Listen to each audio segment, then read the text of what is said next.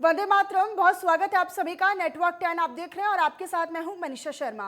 अहमदनगर की अकोला तहसील में Agasti sugar factory के चुनाव के दरमियान एक सभा का आयोजन किया गया था, जिसमें एक अजित पवार अकोला आए थे और जैसे ही अजित पवार की गाड़ियों का काफिला अकोला के करीब पहुंचा तो बीजेपी कार्यकर्ताओं का एक दल अजित पवार की गाड़ी के सामने आ गया और नारेबाजी करने लगा, जिसके बाद पुलिस ने कार्यकर्ताओं को मौके से हटाया और अजित पवार के काफिले को फिर से रवाना किया।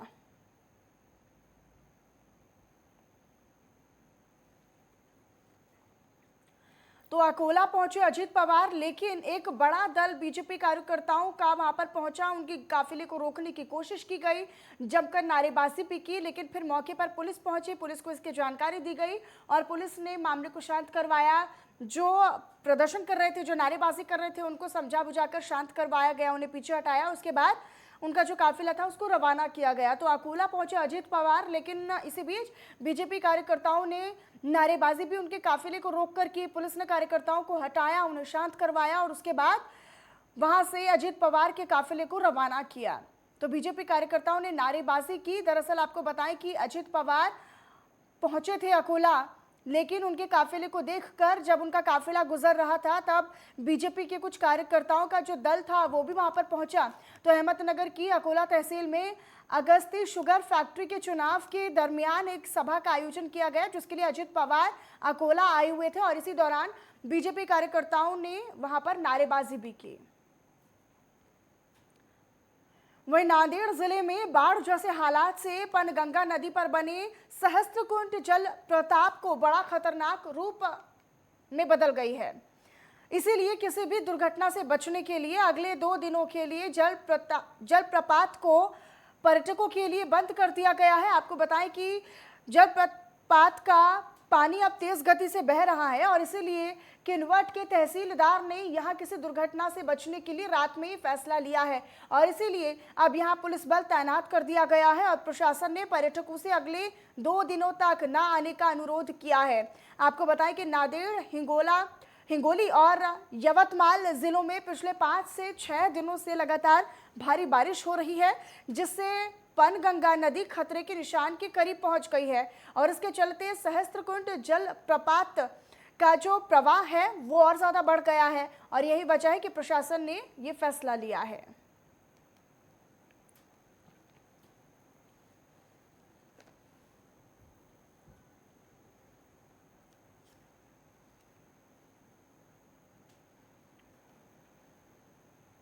और वहीं दूसरी ओर महाराष्ट्र के गढ़चिरौली जिले में बाढ़ से जनजीवन पूरी तरीके से प्रभावित हो चुका है। वहीं गढ़चिरौली वासियों की मुश्किलें थमने का नाम नहीं ले रही हैं। अब अहेरी तालुका के ओडीगुडम गांव से 57 परिवारों को दूसरी जगहों पर भेजने का काम किया गया है। ओडीगुडम गांव से लगकर प्राणहिता नदी बहती है, जिसका जलस्तर बढ़ना एक बड़ी वजह बताया जा रहा है। वहीं दूसरी ओर भारी बाढ़ के चलते सिरोचा करीमनगर राष्ट्रीय महामार्ग पूरी तरीके से क्षतिग्रस्त हो चुका है। निजामाबाद सिरोचा जगदलपुर मार्ग इंद्रवती नदी पर आई बाढ़ से बंद है। वहीं दूसरी ओर जिले का आष्टी आलापल्ली राष्ट्रीय राजमार्ग बीते 3 दिन से बंद है। लोगों को भारी परेशानियों का सामना भी करना पड़ रहा है।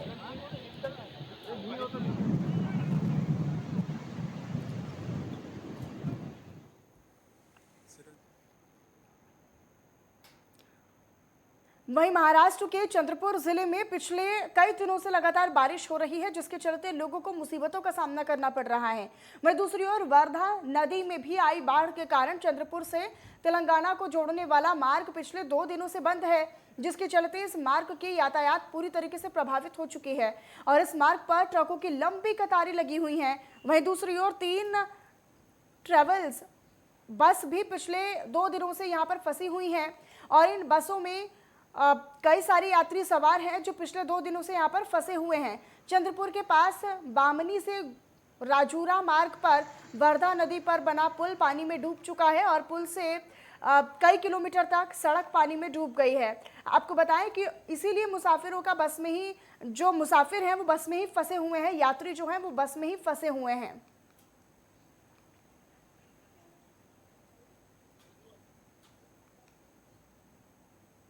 खबरों में आगे बढ़ते हैं। वाशिम जिले में बीते 5 दिन से लगातार बारिश हो रही है, जिसके चलते अरहर की फसल खतरे में है। ज्यादा बारिश होने के कारण अरहर की जो फसल है उस पर बुरशी जन्य बीमारी का ज्यादातर असर देखने को मिल रहा है। हालांकि इसे नियंत्रित करने की कोशिश भी की जा रही है, लेकिन किसानों ने आशंका ये जताई है कि अगर फसल खराब होती है तो अरहर का उत्पादन कम हो सकता है।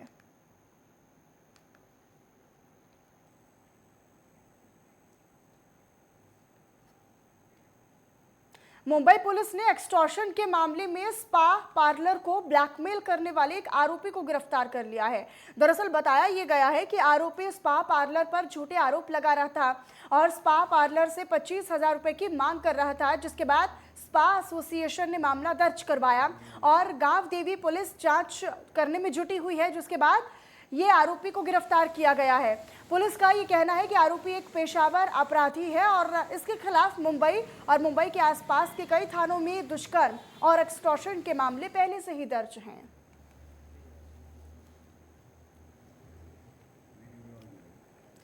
तो आरोपी पर पहले से ही कई आपराधिक मामले दर्ज हैं। पुलिस ने पूरी जांच पड़ताल में ये सामने पाया है कि स्पा पार्लर से जो पैसे मांगे जा रहे थे जिस अपराधी की तरफ से, उस पर पहले से ही काफी मामले दर्ज हैं।